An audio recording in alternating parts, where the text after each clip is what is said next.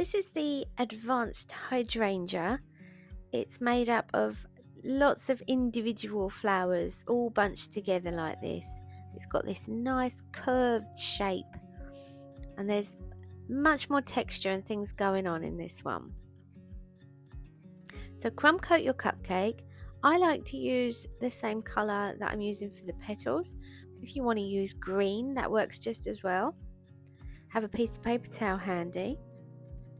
And piping tips I'm using is the Wilton 2D. Remember to cut your piping bag so all the prongs are clear. And then for the petals I'm using a GG 102. It's the same length as a Wilton 104, but it doesn't have a fat end at the bottom. It's just a straight tip all the way up.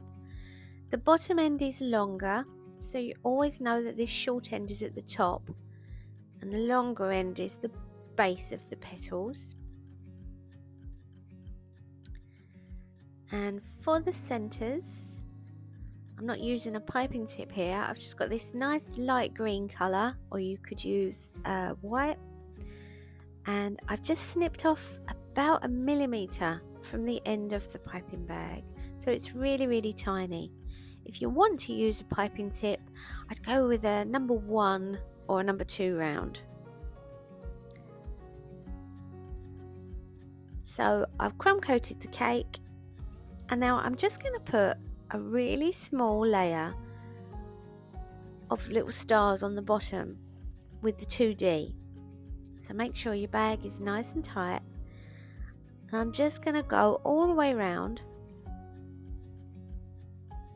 and do a short little squeeze. You want a really thin layer on here, but I'm just going around to put this on. It gives the petals something to stick to, and if you have any gaps coming through between petals, the texture underneath will hide that. It won't look like there's a cake underneath. It will look like there's lots of flowers underneath.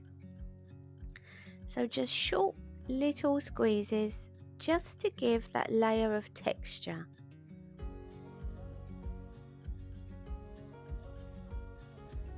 And that's it for that. You can put leaves in between if you want to. If you get gaps in between flowers, lots of people fill it in with leaves. I do sometimes, but if I want just the flower, then this texture underneath means that any of these little gaps don't really notice. So I'll show you on the flower now first the shape I'm going to use with this 102. So remember, not too much in your piping bag, and you want to push it all down to the bottom and make sure it's nice and tight and that you've got a good grip on the bag, so you've got full control over what's coming out the bottom. Make sure you've got the long part of the piping tip at the bottom, and then I'll just show you the shape of each little flower. So I'm going to touch down with the piping tip flat like this, squeeze, lift, come off, and it's that short. Now I'm going to come up the side of this petal, so touch down, squeeze and lift and come off, and then I'm going to turn that again, and I'm going to come up the side of this petal. When you want to finish your petal, you just stop squeezing and then come off. So you've got this 4 petal shaped flower, and then in the center just take up your lighter color and just pop a little spot in the middle, and that's what we're going to do all over the cupcake.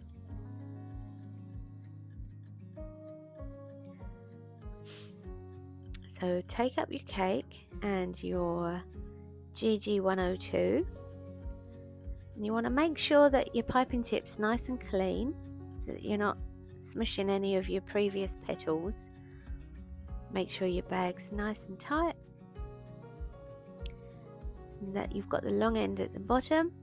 Now you're going to turn the cake every which way to get the angle that you want. I like starting at the bottom and working my way around. So you're just going to touch, squeeze, lift, come off. Turn the cake so that you can come up the side of that petal.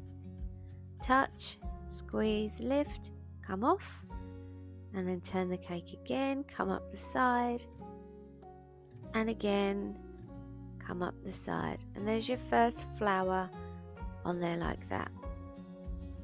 Now turn the cake again, and you're going to come right next to that one. You can see I'm covering up those little 2D stars as I'm piping the flower.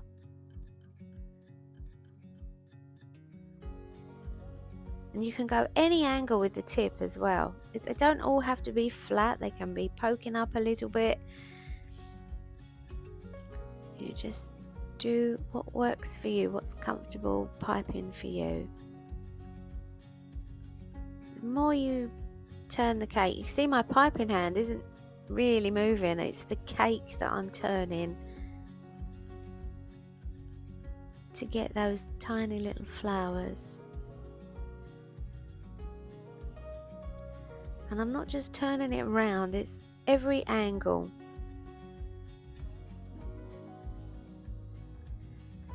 Now I've got a little bit of buttercream on my piping tip here, so just stop and wipe that off.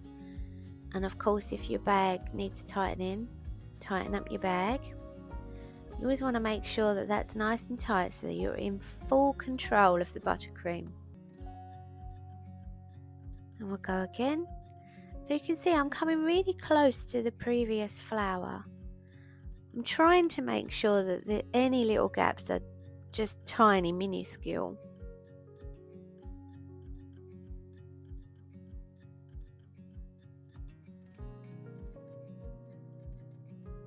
Just keep turning that cake.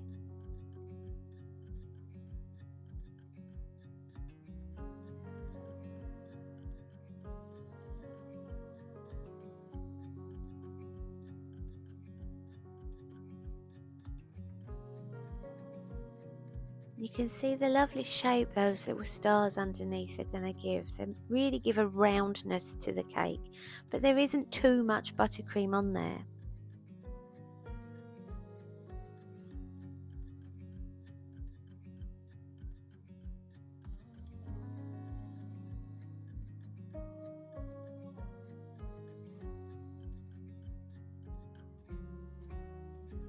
And I'm keeping the petals to the same size as best as I can. And then in here I'm just going to make them ever so slightly bigger, just so I can fill that gap with one neat flower.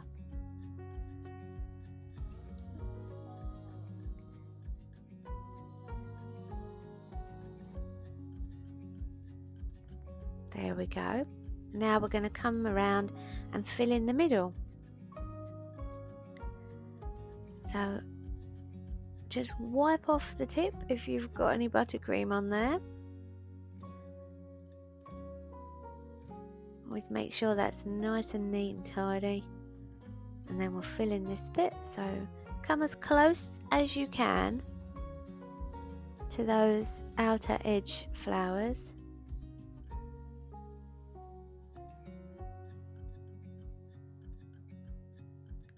Keep turning the cake.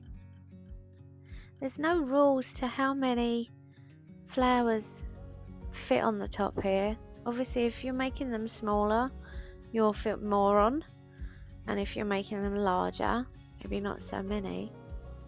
But the main thing is that you cover those gaps as best you can with individual flowers.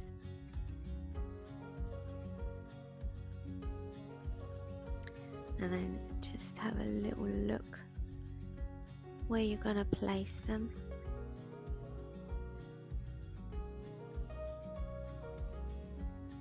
And you can just bring your piping tip up at a different angle to fit more in if you need to.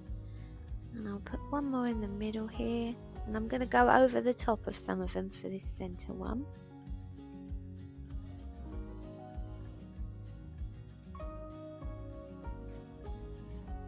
And then I've got a little gap in here where I'm not going to be able to put any more flowers, but I am just going to put one little petal because nobody's going to notice, and it just fills that gap up. So there's all the flowers on the cake, and now take up your tiny little center bag, and if you're not using a piping tip, you just treat the bag exactly the same way as you would if there was a piping tip in there, so it's nice and tight and you've got full control over what's coming out. Now if you find it more comfortable, you can leave the cake on the table and use your other hand to steady your piping hand.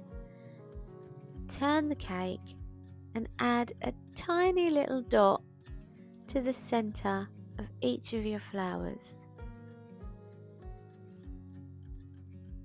And it really is tiny, so you just touch down in the center, squeeze a little bit and come off. I do pull up ever so slightly, so it's like a tiny little sort of stamen shape in the center. And obviously if you're comfortable holding your cake, you just turn it as you go until you've got every little flower.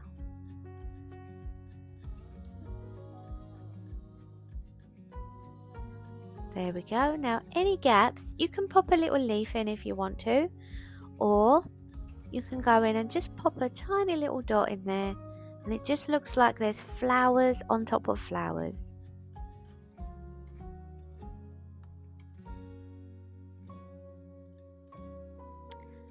And that is how I pipe a more realistic hydrangea.